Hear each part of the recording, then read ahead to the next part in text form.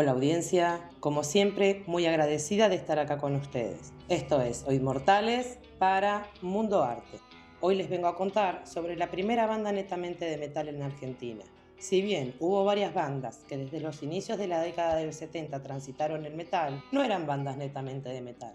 Sin embargo, a finales de la década del 70, más precisamente en el año 1979, surge con un estilo claramente heavy metal esta gran banda que venía a revolucionar el rock de la época. De la mano de Ricardo Iorio y Ricardo Chofa Moreno nace B8. Ricardo Iorio era conocido como el papero, ya que ayudaba a su padre con el reparto de papas. Iorio y Moreno conforman el grupo Alarma con su repertorio de covers de Black Sabbath, junto a Carlos Aragona y Sandro Castaña. Castaña en un momento abandona el grupo y en su lugar ingresa a Los Parches Carlos Ramos, que invita a Osvaldo Civile para probarse, pero este no sería aceptado. Previo a la disolución de Alarma, realizan 3 shows con el nombre de Comunión Humana. Esta formación no duró mucho tiempo, ya que los músicos, Iorio y Moreno, buscaban una propia identidad con sonidos más pesados y esto llevó a que abandonen Comunión Humana, dando lugar a la conformación de una nueva banda con temas propios, B8. Con el objetivo de buscar un baterista acorde a este nuevo proyecto, sacan un aviso en la revista Segunda Mano al que responde Gerardo Osenberg.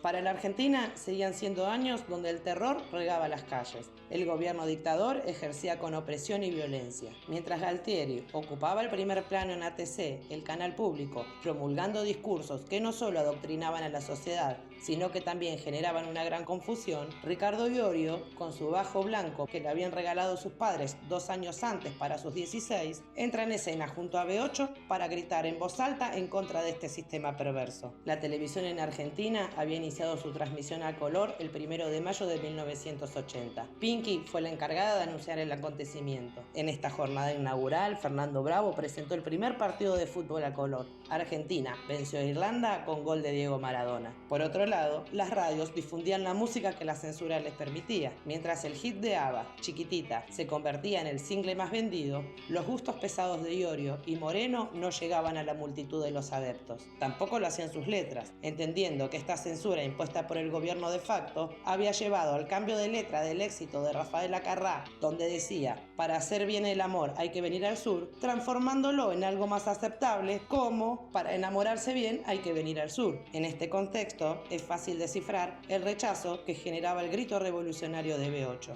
El marco sociopolítico era de gran confusión. La clase trabajadora veía cómo su poder adquisitivo se deterioraba con una inflación que superaba el 100% anual. Esto era muy visible para Iorio, que junto a su padre seguía repartiendo verduras en el Bedford que recorría las calles del partido de 3 de febrero, acrecentándose día a día el precio de sus productos. En aquellos tiempos, pesos ley. Con esa bronca contenida, Iorio, de pelo largo y con una gorra militar a la que le había cambiado el escudo nacional por el logo de B8, subía a escena. En 1980, en el Club Saores de Villa del Parque Capital Federal, se realiza la primera presentación de B8 junto a la banda Orions, aquella banda que a finales de la década del 60 había sido revelación del festival Pin-Up con el nombre Orions Beethoven, y junto a la banda Hermes, que se inspiraron en el rock pesado de bandas como Black Sabbath, Deep Purple y Led Zeppelin. Para B8, a pesar de que el público no comprendía mucho ni su estilo ni su mensaje, este fue su puntapié inicial. La segunda presentación de B8 fue también de la mano de Orions en la primavera de 1980 en Villa Martelli. Luego de una presentación en Villa Urquiza, vuelven a tocar junto a Hermes en la sede de Racing Club de Villa del Parque.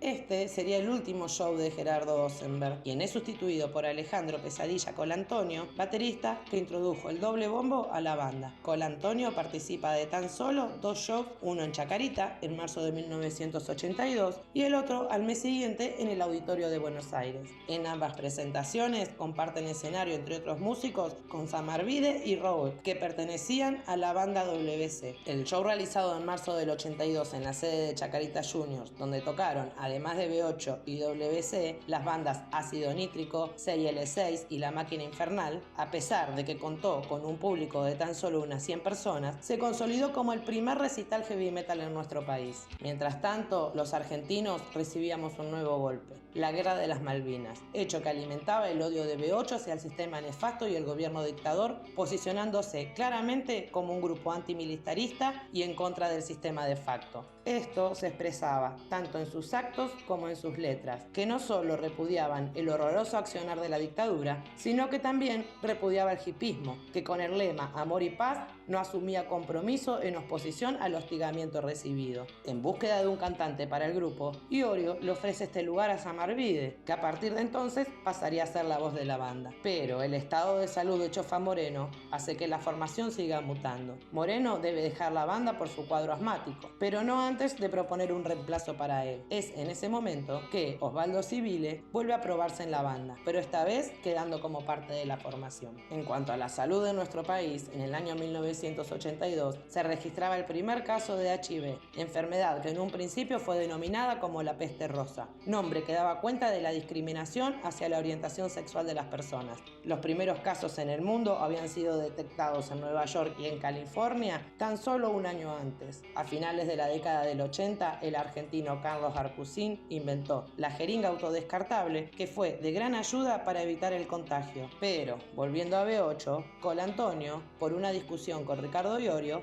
abandona la banda. A partir de ese momento, Raubeck se constituye como el baterista del grupo, quedando la formación clásica integrada por Iorio, Samarvide, Civile y Raubeck. Rápidamente, B8 se ganó el rechazo de los dueños de los lugares, con su estilo incomprensible para la época, sus pelos largos, cueros, jeans rotos, además de la gorra de policía que utilizaba Iorio. Con la influencia de estética de bandas como Motorhead, Judas Priest, comienzan a fabricar sus propios atuendos. Claramente en esta época no se conseguía en ninguna tienda del país camperas con tachas o muñequeras, por lo que debían elaborarlas ellos mismos. Se cuenta que Iorio buscaba las tachas de bronce que se encontraban en las cruces y nichos del cementerio de Chacarita para agregárselas a sus prendas de cuero. Con estos atuendos, asiduamente, terminaban detenidos por averiguación de antecedentes. El nombre B8 fue sugerido por un amigo de la agrupación, ya que consideraba que la fuerza que tenía el grupo era comparable con la fuerza de un motor V8. A los muchachos les gustó esta comparación y decidieron utilizar ese nombre para la formación. El 16 de mayo de 1982 se realiza el Festival de la Solidaridad Latinoamericana, festival organizado durante la Guerra de las Malvinas para juntar insumos y mercadería para los soldados que se encontraban en frente de batalla o aguardando en las trincheras. En un futuro cercano se supo que estas donaciones realizadas nunca llegaron a destino. B8 se rehúsa a participar del evento, entendiendo que era un contexto de guerra con el cual no estaba de acuerdo, pero en noviembre de ese mismo año, en 1982, logra ingresar en la grilla del Barrock, gracias a la influencia de Papo y el manager de la banda. Para B8, el Barrock no era más que un punto de diferencia con muchas bandas de rock y el público pacifista, que a meses de las Malvinas seguía con su lema Amor y Paz, mientras tan solo a 2 cuadras del evento funcionaba un lugar como la ESMA, que sirvió como centro clandestino de detención y tortura de la dictadura. A este movimiento de Amor y Paz, B8 respondía: ni mansos ni tranquilos. Antes de subir a tocar en el Barrock, el 6 de noviembre de 1982, un excombatiente de Malvinas se les acercó a Iorio y Samarvide. El relato sobre los abusos y aberraciones sufridas en las islas alimentó la bronca contenida de B8, que comenzaron su presentación con destrucción. Con un sonido que dejaba mucho que desear, Civile parte una guitarra contra el piso. Vuelan silbidos y naranjazos desde el público. Samarvide los putea. Aparece Papo. Iorio presenta Parcas Sangrientas y completa con la famosa frase: y los hippies que se mueran. B8 hacía su presentación en sociedad en un ida y vuelta de desprecio, rechazo y violencia. El recital de B8 iba a ser parte del documental del Barrock, pero las imágenes desaparecieron luego de que la producción decidiera utilizar las cintas para filmar encima otra cosa. Por presión de Mundi Epifanio, manager de Riff, se incluyeron fotos de la revista Pelo a modo de diapositivas. Poco antes de fin de año son invitados para tocar junto a Riff y Los Violadores. Con cada show, B8 convocaba a un público cada vez más numeroso y pesado. En 1983 sería el año de la consolidación como referentes de la escena, con el lanzamiento de Luchando por el Metal y su participación como teloneros de Barón Rojo en obras sanitarias. La buena relación entre Riff y B8 quedaría reflejada con la participación de Papo como invitado en el tema Hiena de Metal. En el año 1984, el 20 de julio, fallecería Ricardo Chofa Moreno con tan solo 24 años. A días de la muerte de Moreno, B8 ingresa a los estudios Panda que tras 300 horas de grabación dan origen a su segunda placa llamada Un Paso Más en la Batalla.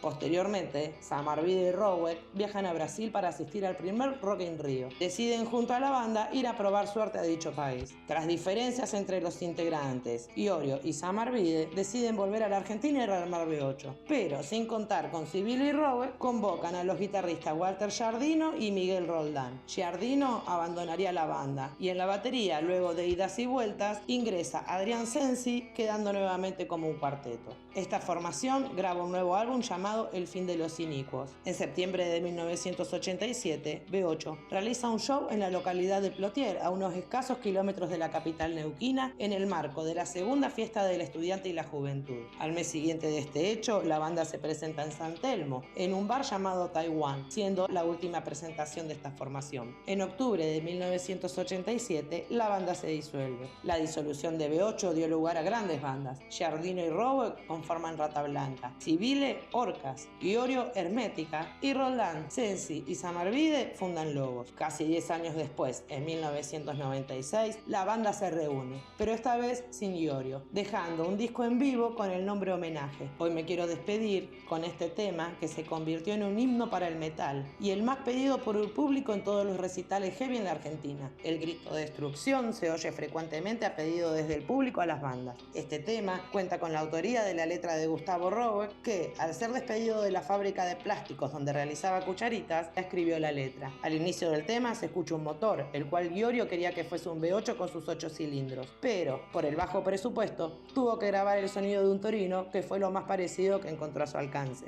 El tema Destrucción fue grabado en un demo cassette en el año 1982 con el nombre Juicio Final y regrabado en 1983 con el nombre Destrucción, dando inicio al primer disco de estudios de B8, Luchando por el Metal. Se los dejo a continuación para todos los amantes del metal que en los recitales piden destrucción. Espero que lo disfruten. Muchas gracias. Esto fue Hoy Inmortales para Mundo Arte, para vos.